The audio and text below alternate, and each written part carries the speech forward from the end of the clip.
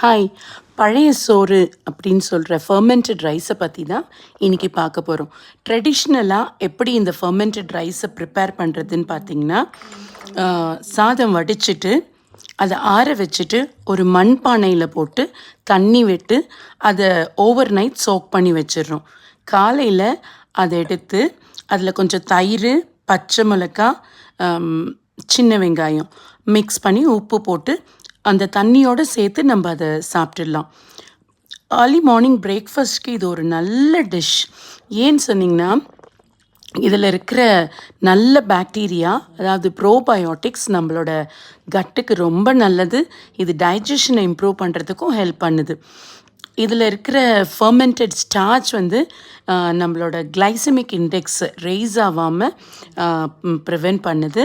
So இது வந்து சாப்பிடும்போது நமக்கு சுகர் உடனே இன்க்ரீஸ் ஆகிறதில்ல. இதில் B6, B12 நிறைஞ்சிருக்கிறதுனால இரத்த சோகை இருக்கிறவங்களுக்கு கூட இது ஒரு நல்ல சாப்பாடாக இருக்குது. அப்புறம் பார்த்திங்கன்னா, இது வந்து நம்மளோட ஸ்கின்னுக்கு, நம்மளோட ப்ளட் ப்ரெஷரை கம்மி பண்ணுறதுக்கு எல்லாத்துக்குமே ரொம்ப நல்லா இருக்குது. அது எல்லாத்த விட இதோட டேஸ்ட் வந்து ரொம்ப பிரமாதமாக இருக்கும். இந்த வீடியோ உங்களுக்கு பிடிச்சிருந்தா லைக் பண்ணுங்கள், சப்ஸ்கிரைப் பண்ணுங்கள்.